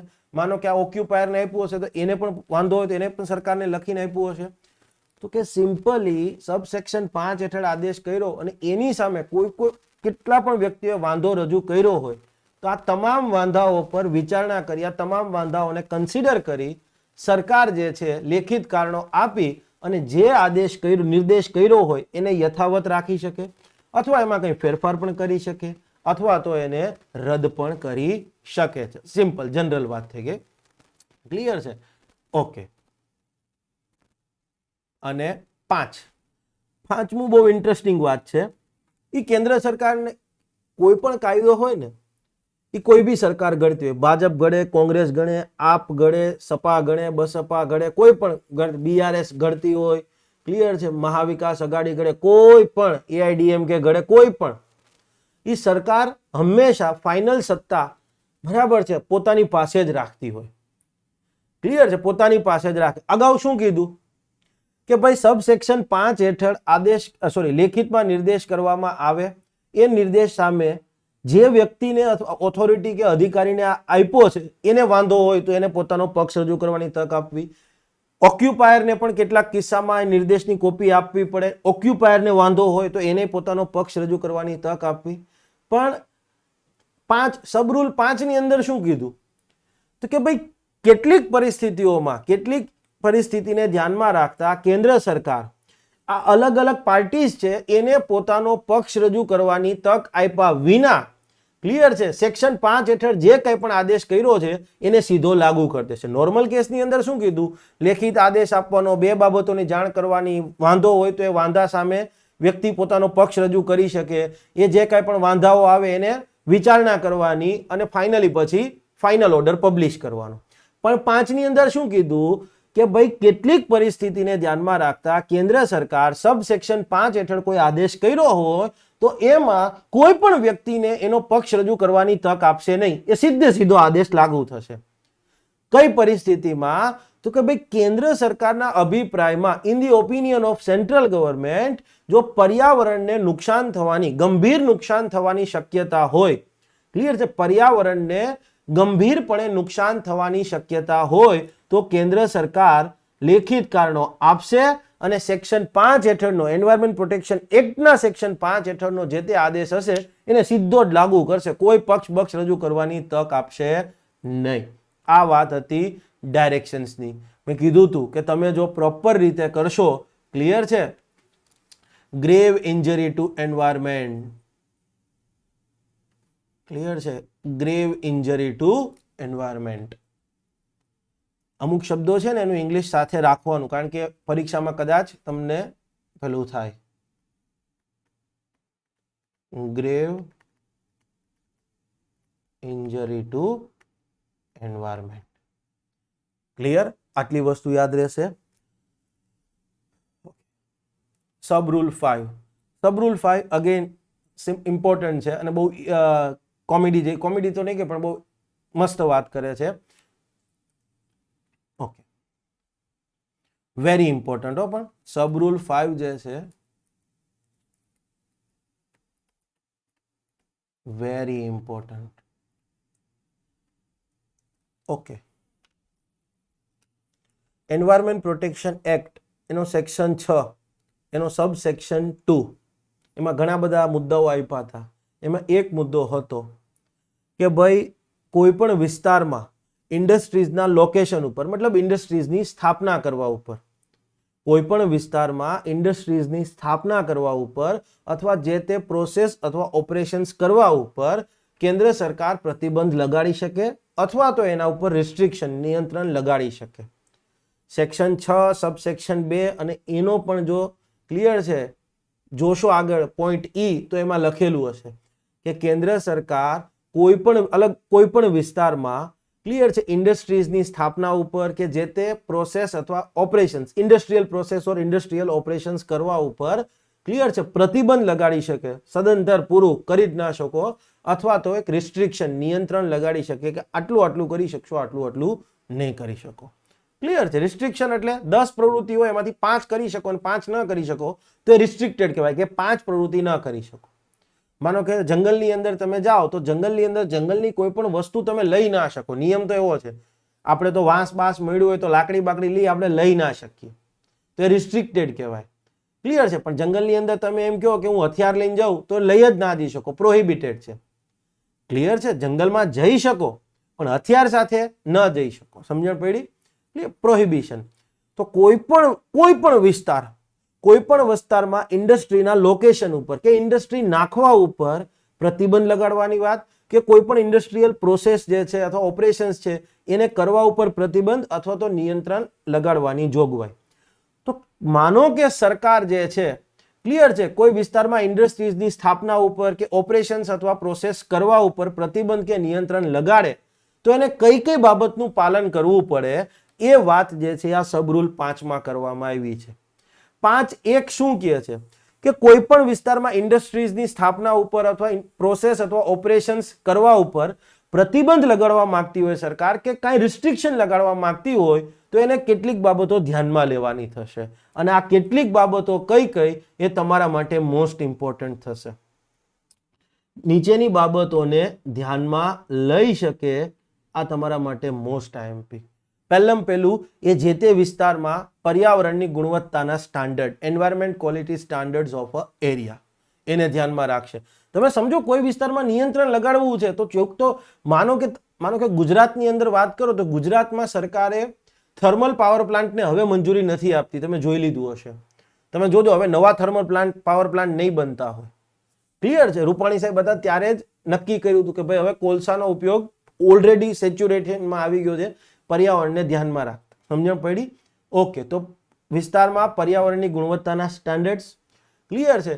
પછી વિવિધ વિસ્તારમાં પર્યાવરણીય પ્રદૂષકો, એન્વાયરમેન્ટલ પોલ્યુટન્ટ, અવાજ સહિતના, ધ્વનિ સહિતના એની માત્રાની નક્કી કરેલ મહત્તમ મર્યાદા, ઓલરેડી જે મેક્સિમમ લિમિટ હોય ક્લિયર છે ને, એ જે તે ઇન્ડસ્ટ્રી આવતી હોય એનાથી એ મેક્સિમમ લિમિટ તૂટતી હોય, મેક્સિમમ લિમિટ બ્રીચ થતી હોય તો યસ ઇન્ડસ્ટ્રી ઉપર પ્રતિબંધ અથવા તો રેસ્ટ્રિક્શન લગાડી શકે. ઓકે, પછી તો કે કોઈ વિસ્તારમાં જે તે ઇન્ડસ્ટ્રી અથવા પ્રોસેસ કે ઓપરેશન્સ ઉપર પ્રતિબંધ લગાડતા હોય અથવા તો રિસ્ટ્રિક્શન લગાડતા હોય તો હવે ચેક કરવામાં આવે કે જે તે ઇન્ડસ્ટ્રી એ વિસ્તારમાં છૂટ આપીશું, પ્રોસેસ અથવા ઓપરેશન્સ કરવાની છૂટ આપીશું તો એમાંથી જે કાંઈ પણ પોલ્યુટન્ટ, એન્વાયરમેન્ટલ પોલ્યુટન્ટ, પર્યાવરણીય પ્રદૂષકો છે એનો નિકાલ થાય છે, કેટલો થાય છે, એમાંથી એમિશન થાય છે તો કેટલું થાય છે. માનો કે ઓલરેડી આખો વિસ્તાર પોલ્યુટેડ હોય અને એમાં નવી ઇન્ડસ્ટ્રી આવે ને એ વધારાનું એમિશન કરે અથવા ડિસ્ચાર્જ કરે તો અગેન પોલ્યુશન વધવાનું છે. તો એ બાબતને ધ્યાનમાં રાખી શકે. વિસ્તારની ટોપોગ્રાફિક અને ક્લાઇમેટિક લાક્ષણિકતાઓ ક્લિયર છે. માનો કે અત્યારે જમ્મુ કાશ્મીરની વાત કરીએ, જમ્મુ કાશ્મીરની અંદર ઓલરેડી ત્યાં બરફ પીગળી રહ્યો છે, ટેમ્પરેચર વધી રહ્યું છે ને એના કારણે ક્લિયર છે. તો ત્યાં પછી ક્લિયર છે તમે એમ કહો કે પાવર પ્લાન્ટ નાખવો છે તો નો જ નાખી શકાય. અથવા તો નોર્થ ઇસ્ટની અંદર વાત કરો તો એની ટોપોગ્રાફિક કન્ડિશન એ પ્રકારની છે કે ભાઈ લેટ્સ સે ફોર એક્ઝામ્પલ પેલા તો જંગલો સાફ કરવા પડશે. નોર્થ ઇસ્ટમાં તો બધું જંગલ જ છે, ક્લિયર છે. તો એ પર્યાવરણની દ્રષ્ટિએ ઉચિત નથી. માનો કે નોર્ધન ઇન્ડિયાની અંદર ખાસ કરીને હિમાલયન બેલ્ટ જે છે, હિમાચલ પ્રદેશ, ઉત્તરાખંડ છે, તો ત્યાં બરાબર તમે જુઓ ભૂસ્ખલન થવાની શક્યતાઓ હવે વધી ગઈ છે. તો ત્યાં બહુ મોટો પ્રોજેક્ટ ન જ કરી શકાય, ક્લિયર છે. અથવા તો બહુ મોટી ઇન્ડસ્ટ્રી આવતી હોય ને એના કારણે ઓલરેડી જે ભૂસ્ખલનનું એનું કામગીરી છે એને વધારે વેગ મળતો હોય તો સરકાર ના પાડી દેશે કે અહીંયા ઇન્ડસ્ટ્રી નહીં. ઓકે, જે તે વિસ્તારની બાયોડાયવર્સિટી, જૈવ વિવિધતા, બાયોડાયવર્સિટી સરકારના ઓપિનિયન મુજબ પ્રોટેક્ટેડ થવી જરૂરી છે. માનો કે લેટ સે ફોર એક્ઝામ્પલ જામનગરની અંદર નરારા અને પિરોટન ટાપુ છે, તો એ બાયોડાયવર્સિટીની દ્રષ્ટિએ બહુ રીચ એરિયા છે, તો એનું પ્રોટેક્શન થવું જરૂરી જ છે. તો પછી સ્વાભાવિક છે કે કાલ સવારે સરકાર ત્યાં જે તે ઇન્ડસ્ટ્રીમાં પછી કાલ સવારે ટુરિઝમ પણ આવી જાય તમારી જાણ ખાતર. ટુરિઝમ આવશે એટલે હોટલો નહીં આવે, હોટલમાં આવશે તો કચરો નહીં થાય. સમજણ પડી? તો વિસ્તારની બાયોડાયવર્સિટીને પ્રોટેક્ટ કરવાનું જરૂરી લાગતું હોય સરકારને તો એ વિસ્તારની અંદર ઇન્ડસ્ટ્રી ઓપરેશન્સ કે પ્રોસેસ કાં તો પ્રતિબંધ કાં તો રિસ્ટ્રિક્ટેડ. ક્લિયર છે. પર્યાવરણની દ્રષ્ટિએ અનુકૂળ હોય એવો જમીનનો ઉપયોગ, બરાબર છે. કમ્પિટેબલ લેન્ડ યુઝ, ઓલરેડી મેં એનું એક ઉદાહરણ આપ્યું જ. માનો કે કોઈ વિસ્તાર છે કે જેમાં જમીન જે છે, ઓકે, તમે કદાચ સૌરાષ્ટ્રમાં રાજકોટ જિલ્લાનું નામ સાંભળ્યું હશે, ઘણા લોકો બિલોંગ પણ કરતા હશે, એમાં જેતપુર હશે. જેતપુર જે છે વર્ષોથી સાડીઓના અને લેડીઝ ડ્રેસના જે મટીરિયલ આવે છે એના કલર કામ માટે બહુ ફેમસ રહ્યું છે, ક્લિયર છે. પણ જેતપુરમાંથી જે કલર ઉદ્યોગમાંથી જે કંઈ પણ કેમિકલ્સ નીકળે છે, દૂષિત પાણી નીકળે છે કલરવાળું, એના કારણે એવું થયું છે કે જેતપુરની આસપાસનો જે 20-22 કિલોમીટરનો વિસ્તાર છે એમાં પણ ઘણી જગ્યાએ ભૂગર્ભમાંથી જે કંઈ પણ પાણી નીકળે છે કલરવાળું નીકળે છે આજના દિવસે. તમે જોજો, ક્લિયર છે. એટલીસ્ટ જેતપુરથી ચોકી સુધી તો મને ખબર જ છે, ગામ છે, બરાબર છે, SRP ટ્રેનિંગ સેન્ટર છે આપણું સ્ટેટનું, ક્લિયર છે. તો ત્યાં સુધી તો તમે કોઈ પણ જેતપુરથી ચોકી સુધીના બેલ્ટમાં તમે જશો તો ત્યાં બોરવેલમાંથી જે પાણી નીકળે છે એ ચોખ્ખું ભાગ્યે જ નીકળે છે, ક્લિયર છે. તો કેમ? તો કે ઓલરેડી લેન્ડનો યુઝ છે એ બહુ ખરાબ થઈ ગયો છે, બરાબર છે. અને એનાથી તમે વિચાર કરો કેટલે હદ સુધી એ જમીન પેલી થઈ ગઈ હશે, ક્લિયર છે, કે જમીનમાં પેનેટ્રેટ થઈ ગયું એટલે ભૂગર્ભ જળે ખરાબ થઈ ગયું. અથવા તો માનો કે લેટ સે ફોર એક્ઝામ્પલ ઇન્ડસ્ટ્રીયલ વેસ્ટ નીકળતો હોય, માનો કે વાપી, વલસાડ, નાની દમણ, બરાબર છે, અથવા તો અંકલેશ્વર, આમાં ઇન્ડસ્ટ્રી છે તેમાંથી વેસ્ટ નહીં નીકળતો હોય તો વેસ્ટ ઓલરેડી ડમ્પિંગ થતા હોય ઇન્ડસ્ટ્રીયલ વેસ્ટ, તો જમીન તો ખરાબ થવાની. તો હજી માનો કે વધુ ખરાબ થઈ કે તો કોઈ નવી ઇન્ડસ્ટ્રી નાખશો તો એ કઈ વેસ્ટ લઈને જ આવશે, clear? Just okay, simple. Okay, પ્રતિબંધ કે નિયંત્રણનો પ્રસ્તાવ હોય એવી ઇન્ડસ્ટ્રી પ્રોસેસ કે ઓપરેશન્સના કારણે પર્યાવરણ પર થતી ચોખ્ખી નકારાત્મક અસરો, નેટ એડવર્સ ઇમ્પેક્ટ. આ નેટનો મિનિંગ તમે જે સમજો એના કરતા અલગ થાય છે. ઇકોનોમિક્સની પરિભાષામાં સમજવાનો હોય કે જે ઇન્ડસ્ટ્રી આવશે અથવા પ્રોસેસ કે ઓપરેશન્સ થશે એની એન્વાયરમેન્ટ ઉપર પોઝિટિવ અસર કેટલી આવે છે, સામે એની નેગેટિવ અસર કેટલી આવે છે, અને જો પોઝિટિવ કરતા નેગેટિવ અસર વધારે આવતી હોય તો એને કહેવાય નેટ એડવર્સ ઇમ્પેક્ટ. તો યસ, આ જે તે ઇન્ડસ્ટ્રી પ્રોસેસના કારણે ક્લિયર છે નેટ એડવર્સ ઇમ્પેક્ટ બહુ વધારે આવતી હોય તો પછી એને પ્રતિબંધ અથવા નિયંત્રણ કરી શકે. ઇન્ડસ્ટ્રી ઓપરેશન્સ ઓર પ્રોસેસ એ જે કોઈ સ્થળ પર થતી હોય એ સ્થળ, જે સ્થળ પર થતી હોય એ સ્થળ, માનો કે વાઇલ્ડ લાઇફ પ્રોટેક્શન એક્ટ હેઠળના કોઈ વન્યજીવ અભયારણ્ય, national park, biosphere reserve, clear છે, ક્લોઝડ એરિયા એની નજીક હોય તો નેશનલ પાર્કની નજીકની અંદર કોઈ ઇન્ડસ્ટ્રી આપણે ફરકવાય ના દઈએ, પેલા ફોરેસ્ટ વાળા છે ને ફરકવાય નહીં દે. અથવા તો માનો કે કોઈ એન્શિયન્ટ મોન્યુમેન્ટ્સ આવેલા હોય, અશોકનો શિલાલેખ આવેલો હોય, અથવા તો માનો કે વડનગરની પેલી વસ્તુ આવેલી હોય, માનો કે ડાયનોસોર પેલો બાલાસિનોરમાં ડાયનોસોર પાર્ક જે આવેલો છે એ આવેલો હોય, આવી કોઈ સાઇટ હોય કે જેનું એન્શિયન્ટ મહત્વ, એન્શિયન્ટ બાબતોને લઈને મહત્વ હોય, અથવા આર્કિયોલોજીકલ દ્રષ્ટિએ મહત્વ હોય, લોથલ છે, ધોળાવીરા છે, હવે એની પાસે કઈ ઇન્ડસ્ટ્રી આવવા દેવાય? ન જ આવવા દેવાય. તો કે કોઈ પણ ક્લિયર છે કાયદો છે ancient monuments and archaeological sites and remains act, એની હેઠળ કોઈ વિસ્તારને પ્રોટેક્ટેડ વિસ્તાર કીધો હોય, ક્લિયર છે, એટલે પૂરું થઈ ગયું. બરાબર છે. અમારા એક મિત્ર છે જુનાગઢની અંદર અશોકનો લેખ શિલા જે આવેલો છે, શિલાલેખ અશોકનો, ક્લિયર છે, એની આસપાસમાં ભાઈએ આજથી 8-10 વર્ષ પહેલા કંઈક ગયા હશે, અને એ કે હું તો ભાઈ થમ્સઅપ થી કોગળો કરું. ભાઈએ થમ્સઅપ થી કોગળો કર્યો ને પેલા પથ્થરની નજીક નાખ્યો, બરાબર, 500 રૂપિયા દંડ ફટકાર્યો તો એ દિવસે. કારણ કે જે અશોકનો લેખ શિલા છે એ જુનાગઢ કે કોઈ ફોરેસ્ટના કે કોઈ પણ ગુજરાત સરકારના કંટ્રોલમાં નથી, એ સીધો આર્કિયોલોજીકલ સર્વે ઓફ ઇન્ડિયા હેઠળ આવે છે. તો એની ટિકિટ બિકિટ ને બધું અલગ હોય છે. ક્લિયર છે? ઓકે. માનો કે કોઈ એક દેશ સાથે, એકથી વધુ દેશો સાથે કોઈ સંધિ થઈ હોય, કોઈ કરાર થયો હોય, કોઈ સમજૂતી થઈ હોય, કે ઇન્ટરનેશનલ લેવલ ઉપર કોઈ સંધિ થઈ હોય, ટ્રીટી થઈ હોય, કોઈ એગ્રીમેન્ટ થયો હોય, ક્લિયર છે, કોઈ કન્વેન્શન થયું હોય, ટ્રીટી, એગ્રીમેન્ટ,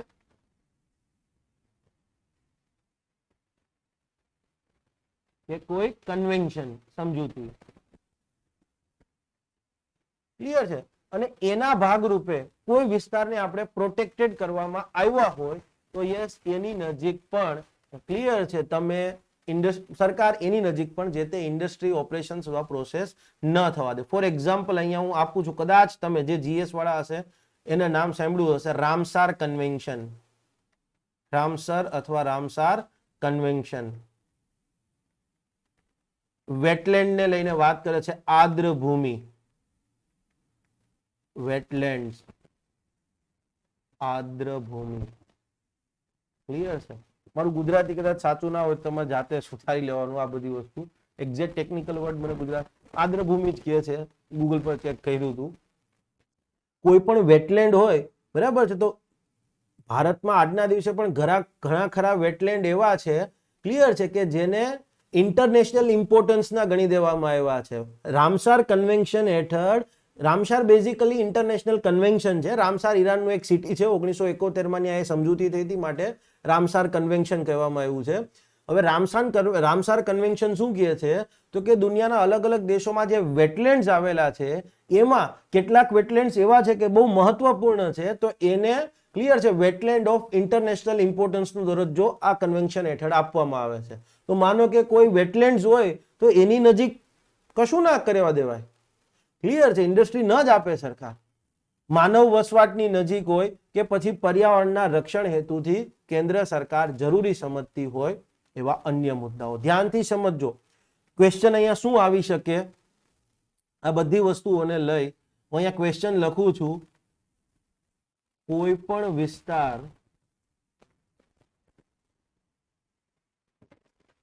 કે જગ્યામાં ઇન્ડસ્ટ્રી ઓપરેશન્સ કે પ્રોસેસના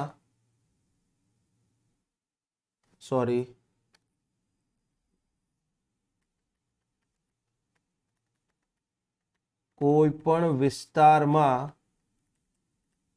ઇન્ડસ્ટ્રીના લોકેશન ઉપર, સ્થાપના પર, ઇન્ડસ્ટ્રીની સ્થાપના પર, ઔદ્યોગિક પ્રોસેસ કે ઓપરેશન્સ કરવા પર પ્રતિબંધ કે નિયંત્રણ લગાડતી વખતે કેન્દ્ર સરકાર કઈ કઈ બાબતો ધ્યાન પર લેશે? ક્લિયર છે. ઇવન કદાચ આ ઇન્ટરવ્યુ માટે પણ પૂછાઈ જાય કે ભાઈ કોઈ પણ વિસ્તારમાં ઇન્ડસ્ટ્રીને પ્રતિબંધ લગાડવો હોય, ક્લિયર છે, યસ, તો એક્ઝામ પ્લસ ઇન્ટરવ્યુ. ક્લિયર છે, ભૂલતા નહીં, આ વસ્તુ પૂછાઈ શકે. ઓકે, હવે બહુ ઇઝી છે. સબરૂલ 2 શું કહે છે કે ભાઈ કોઈ પણ વિસ્તારમાં ઇન્ડસ્ટ્રીના લોકેશન ઉપર પ્રતિબંધ લગાડવો હોય અથવા તો ઇન્ડસ્ટ્રી જે તે ઓપરેશન્સ અથવા પ્રોસેસ જે છે એના ઉપર પ્રતિબંધ લગાડવો હોય કે પછી ઇન્ડસ્ટ્રીના લોકેશન ઉપર કે પ્રોસેસ ઉપર કે ઓપરેશન્સ ઉપર કંઈક નિયંત્રણ લગાડવા હોય તો સરકાર આ જે તે બાબતો નક્કી કરી એને ધ્યાનમાં લઈને કરી શકે, પણ એને એક પ્રક્રિયાનું અનુકરણ કરવું પડશે. યસ, અને એ પ્રક્રિયા કઈ તો કે નીચે જણાવેલ પ્રક્રિયા, મતલબ સબ રૂલ 3. સબ રૂલ 3 ક્લિયર છે. સબ રૂલ 1 હેઠળ કાંઈ પ્રતિબંધ લગાડે અથવા નિયંત્રણ લગાડતી હોય સરકાર, ક્લિયર છે, તો લગાડી શકે, પણ એને ચોક્કસ પ્રક્રિયાનું અનુકરણ કરવું પડશે અને આ પ્રક્રિયા સબ રૂલ 3 હેઠળ આપવામાં આવી છે. શું કહે છે આ પ્રક્રિયા? તો એમાં 4 મુદ્દા છે. પહેલો મુદ્દો કે સરકારે કાંઈ પ્રતિબંધ કે નિયંત્રણ લગાડવો હોય ઇન્ડસ્ટ્રી, પ્રોસેસ કે ઓપરેશન્સને લઈ તો પોતાના આવા ઈરાદાને ગેજેટમાં જાહેર કરવો પડશે. એનો જે આશ્રય છે કે ભાઈ આ વિસ્તારમાં ઇન્ડસ્ટ્રી ઉપર પ્રતિબંધ, આ વિસ્તારમાં એના ઉપર નિયંત્રણ, વોટેવર જે આશ્રય છે એનો જે ઈરાદો છે એને ગેજેટ મારફતે પહેલા તો પ્રસિદ્ધ કરવો પડશે. પછી એ નોટિફિકેશન જે જાહેર કરવામાં આવ્યું છે કે આ વિસ્તારમાં ઇન્ડસ્ટ્રી પર પ્રતિબંધ અથવા તો રિસ્ટ્રિક્શન લગાડવામાં આવશે, જે તે ઓપરેશન્સ અથવા પ્રોસેસ પર પ્રતિબંધ અથવા નિયંત્રણ લગાડવામાં આવશે, એ નોટિફિકેશન બ્રીફ હોવું જોઈએ, વિસ્તૃતમાં હોવું જોઈએ, ઇન બ્રીફ. એવું નહીં કે હા ભાઈ કાલ પ્રતિબંધ લગાડી દઈએ, એમ નહીં. ક્લિયર છે, કયા કયા જે તે વિસ્તારમાં પ્રતિબંધ અથવા નિયંત્રણ લગાડવાનો થતો હોય એ વિસ્તારનો ઉલ્લેખ હોવો જોઈએ. કઈ કઈ ઇન્ડસ્ટ્રી અથવા ઓપરેશન્સ કે પ્રોસેસ જે છે એના ઉપર પ્રતિબંધ કે નિયંત્રણ લગાડવાનો છે એની વિગત હોવી જોઈએ. અને કેમ, વાય, રીઝન કે ભાઈ આવો પ્રતિબંધ અથવા નિયંત્રણ, રિસ્ટ્રિક્શન કેમ લગાડવામાં આવી રહ્યા છે એના કારણો પણ હોવા જોઈએ.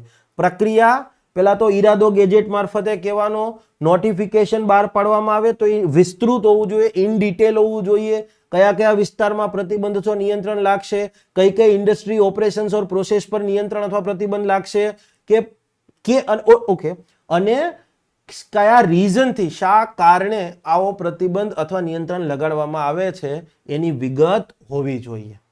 હવે માનો કે સરકાર આવો પ્રતિબંધ અથવા નિયંત્રણ લગાડતી હોય, કોઈ વ્યક્તિને વાંધો હોય તો વ્યક્તિ વાંધો ઉઠાવી શકે. હા, હિત ધરાવતો કોઈ પણ વ્યક્તિ જેનું હિત એ જે તે વિસ્તારમાં કે આવા પ્રતિબંધ સામે હિત ધરાવતો કોઈ પણ વ્યક્તિ, ક્લિયર છે, એમાં ક્લિયર છે આ સરકારનો આવો જે પ્રસ્તાવ છે એની સામે વાંધો ઉઠાવી શકે. હવે હિત ધરાવતો કોઈ પણ વ્યક્તિ એટલે શું? માનો કે સરકારે તમિલનાડુની અંદર કોઈ આવી જાહેરાત કરી હોય કે તમિલનાડુના કોઈ વિસ્તારની અંદર આપણે પ્રતિબંધ લગાડવા જઈ રહ્યા છે ઇન્ડસ્ટ્રી ઉપર, અને હવે તમે જઈને વિરોધ કરો તો એ ના ચાલે. સરકાર પૂછશે કે તમારે ભાઈ કઈ સંબંધ છે, અમે જ્યાં પ્રતિબંધ લગાડીએ છીએ એને એ વિસ્તારને તમારે શું સંબંધ છે, તમારું હિત ક્યાં કોમ્પ્રોમાઇઝ થાય છે?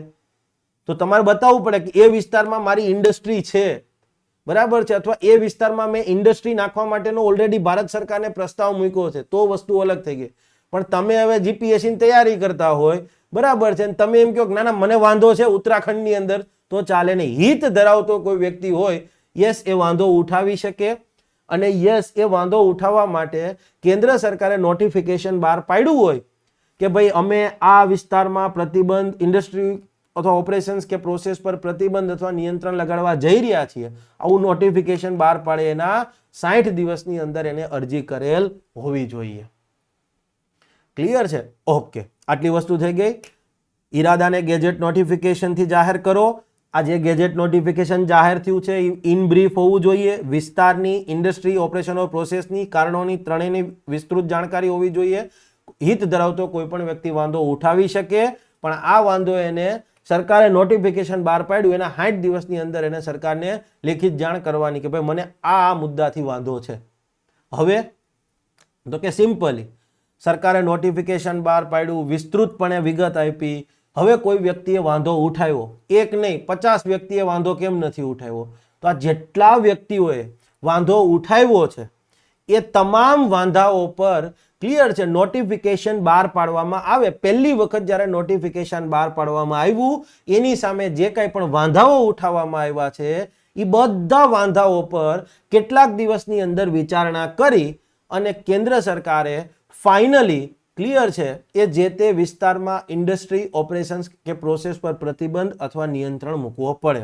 શું કીધું કે પહેલી વખત નોટિફિકેશન બહાર પાડ્યું, વિસ્તૃત બહાર પાડ્યું, હવે કોકે વાંધો ઉઠાવ્યો તો આ પહેલા દિવસથી અહીંયાથી જ્યારે નોટિફિકેશન બહાર પાડવામાં આવે છે ત્યારથી અમુક દિવસની અંદર આ જે કંઈ પણ નોટિફિકેશન જે કંઈ પણ વાંધાઓ સરકારને આપવામાં આવ્યા, સરકારને જે કંઈ પણ ઓબ્જેક્શન રેઝ કરવામાં આવ્યા છે એ તમામે તમામ ઓબ્જેક્શન પર તમામે તમામ વાંધા પર સરકારે વિચારણા કરવાની અને કન્સિડર કરવાના અને ફાઇનલી પ્રતિબંધ અથવા નિયંત્રણ લગાડવાના થાય એ લગાડવા પડશે.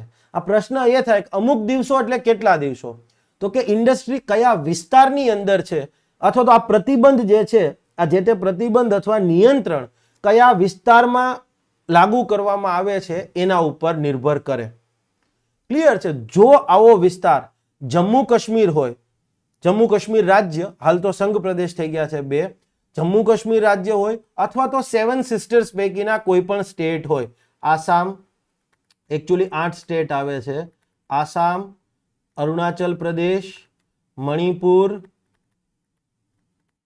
મિઝોરામ, નાગાલેન્ડ,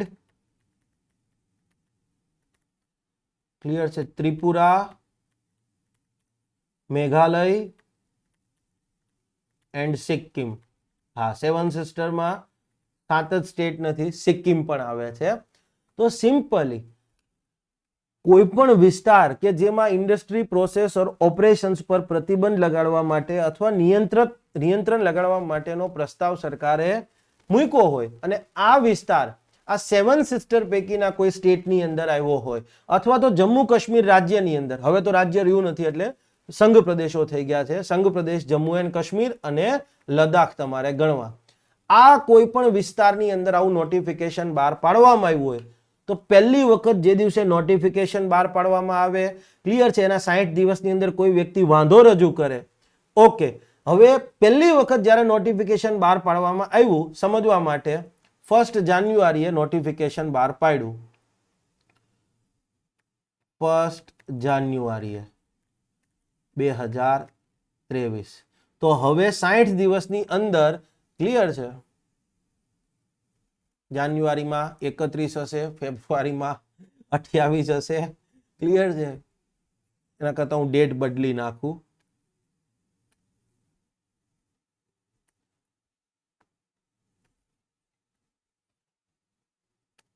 કાંઈ વાંધો નહીં, ડેટ એ જ રાખો ને, કન્ફ્યુઝ થશો. 1 જાન્યુઆરી 2023 ના દિવસે નોટિફિકેશન ઇસ્યુ થાય છે.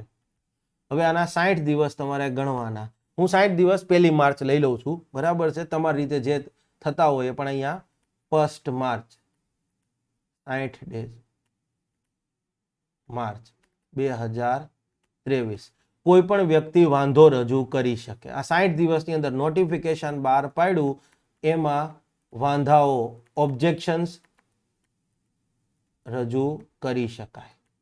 હવે સરકાર શું કહે છે, મતલબ આ જોગવાઈ શું કહે છે કે ભાઈ આ પહેલી વખત નોટિફિકેશન બહાર પાડ્યું છે એમાં જે કંઈ પણ વાંધાઓ મળ્યા એ બધા વાંધાઓને ગણતરી કરતા અમુક દિવસોની અંદર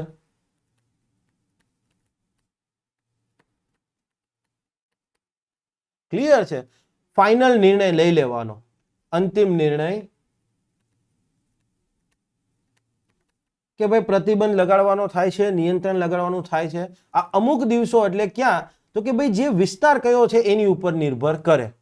જો એ વિસ્તાર 7 સિસ્ટર વાળા કોઈ સ્ટેટ્સ હોય, જમ્મુ એન્ડ કાશ્મીર, મતલબ union territories of Jammu and Kashmir કે પછી લદ્દાખ હોય તો હવે અમુક દિવસોમાં તો કે 750 દિવસની જોગવાઈ છે, 750 દિવસ. અને એ સિવાયનું ક્લિયર છે આ જે 7 સિસ્ટર અથવા જમ્મુ કાશ્મીર સિવાયનું કોઈ પણ હોય તો 365 ડેઝ. ક્લિયર છે. પણ જમ્મુ કાશ્મીર અને આ 7 સિસ્ટરના કેસની અંદર ક્લિયર છે બીજા 180 દિવસ આપી શકાય અસાધારણ પરિસ્થિતિમાં અને પૂરતા કારણો હોય, એડેક્વેટ રીઝન્સ હોય, સફિશિયન્ટ રીઝન હોય ત્યારે બીજા વધારાના 180 દિવસ આપી શકાય. પણ સરકારે ક્લિયર છે, બાકીના બધા કોઈ પણ ભારતના બીજા કોઈ પણ જગ્યાએ હોય તો 365 દિવસની અંદર ફાઇનલ ડિસિઝન લઈ લેવો પડે. માનો કે સરકાર કાલે એવું કહે છે કે ગુજરાતમાં ગિરનારની આસપાસના 50 કિલોમીટરની અંદર ક્લિયર છે કોઈ ઇન્ડસ્ટ્રી નહીં, કાલ સવારે એવું નોટિફિકેશન બહાર પાડે તો હવે નોટિફિકેશન બહાર પાડ્યું એના 60 દિવસની અંદર જે ઇન્ડસ્ટ્રીને વાંધો હોય એ રજૂ કરી શકે. ઓકે, પણ આ મેઇન નોટિફિકેશન જે દિવસથી બહાર પાડવામાં આવ્યું છે એના અમુક દિવસોની અંદર સરકારે ફાઇનલ ઓર્ડર આપી દેવાનો થાય. પહેલા તો પ્રસ્તાવ મૂક્યો હોય ને કે આ વિસ્તારના ગિરનારની આસપાસના 50 કિલોમીટરમાં કોઈ ઇન્ડસ્ટ્રી નહીં. સમજણ પડ્યું? ક્લિયર છે. તો અમુક દિવસો તો હવે જોવામાં આવશે. ગિરનાર ક્યાં છે? જમ્મુ કાશ્મીરમાં છે? ના, નથી. ગિરનાર 7 સિસ્ટરની અંદર છે? ના, નથી. તો પછી 365 દિવસ. ક્લિયર છે? આ હવે તમને યાદ રહી ગયું હશે. થોડું કોમ્પ્લિકેટેડ છે, હું માની રહ્યો છું. ક્લિયર છે, પણ અઘરું નથી. એટલીસ્ટ ડાયાગ્રામેટિક રિપ્રેઝન્ટેશન થી અઘરું નથી. ક્લિયર થઈ ગઈ વસ્તુ? ઓકે, આટલે સુધી ક્લિયર થઈ ગઈ? ઓકે, હવે શું કહે છે? સબરૂલ 3 ની પરવા કર્યા વગર કેન્દ્ર સરકારને જાહેર હિતમાં કરવાનું ઉચિત જણાય તો કેન્દ્ર સરકાર સબરૂલ 3 મુજબ નોટિફિકેશન ઇસ્યુ કર્યા વગર કોઈ પણ વિસ્તારમાં ઇન્ડસ્ટ્રી નાખવા પર કે પ્રોસેસ કે ઓપરેશન્સ કરવા પર પ્રતિબંધ કે નિયંત્રણ લગાડી શકે. મેં કીધું અંતિમ સત્તા તો કેન્દ્ર સરકારને જ આપી. પેલા હું કીધું 1, 2 and 3 માં શું કીધું કે ભાઈ કોઈ પણ ઇન્ડસ્ટ્રી અથવા ઓપરેશન્સ કે પ્રોસેસને જે તે વિસ્તારમાં કરવા ઉપર પ્રતિબંધ અથવા નિયંત્રણ લગાડવાનો. તો કે ભાઈ કેટલીક બાબતો ધ્યાનમાં રાખવાની પછી જ લગાડવાનો. તો એ જે તે બાબતો આપણે જોઈ ગયા 5.1 ની હેઠળ. ઓકે, હવે 5.2 કહે છે કે કેટલીક પ્રક્રિયાઓનું અનુકરણ કરી અને કરવાનું. અને પ્રક્રિયાઓ 5.3 ની અંદર આપી. પેલા નોટિફિકેશન, પ્રસ્તાવિક નોટિફિકેશન બહાર પાડવાનું, એ ડિટેલમાં હોવું જોઈએ. કોઈને વાંધો હોય તો એ વાંધો કરી શકે. અને ક્લિયરલી પછી ફાઇનલ ક્લિયર છે નોટિફિકેશન બહાર પાડી દેવાનું કેટલાક દિવસની અંદર. ક્લિયર છે? આને કહેવાય ફાઇનલ નોટિફિકેશન. Final notification. અને આ પહેલું જે હતું એને કહેવાય પ્રોપોઝડ નોટિફિકેશન. પ્રસ્તાવ મૂક્યો છે ઇન્ડસ્ટ્રી કે પ્રોસેસ ઓપરેશન્સને પ્રતિબંધ અથવા નિયંત્રણ લગાડવાનો. ક્લિયર છે? તો અહીંયા કીધું કે પ્રોપોઝડ નોટિફિકેશન થી ફાઇનલ નોટિફિકેશનનો time 7 sisters, Jammu and Kashmir 750 plus કેટલાક કિસ્સામાં 180, પણ અધર બધી જગ્યાએ 365 ડેઝ. ક્લિયર થઈ ગઈ વસ્તુ? પણ 5.4 એવું કહે છે કે ભાઈ આ નોટિફિકેશનની કોઈ જ જોગવાઈ નહીં. આ પ્રોપોઝડ નોટિફિકેશન વિસ્તૃતમાં આપવાનું, પબ્લિક વાંધો રજૂ કરે ફરી પાછી એના પર વિચારણા કરવાની કાંઈ નહીં. સીધો પ્રતિબંધ સરકાર લગાડી શકે. ક્યારે લગાડી શકે? તો કે ભાઈ જાહેર હિતને ધ્યાનમાં રાખતા. જાહેર હિત, હવે જાહેર હિત એટલે શું એ ક્યાંય વ્યાખ્યાયિત નથી. સરકારને બધી સત્તા પોતાની પાસે રાખવી હોય ને એટલે આ શબ્દનો ઉપયોગ થાય.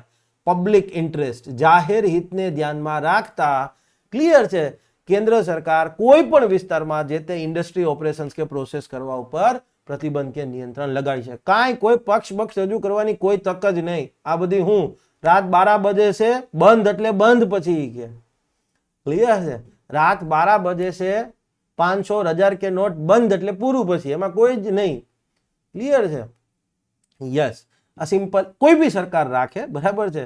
મોદી સાહેબ તો જસ્ટ ખાલી આપણા માટે એક પહેલી વસ્તુ છે કાઇન્ડ ઓફ એક્ઝામ્પલ આપવા માટે.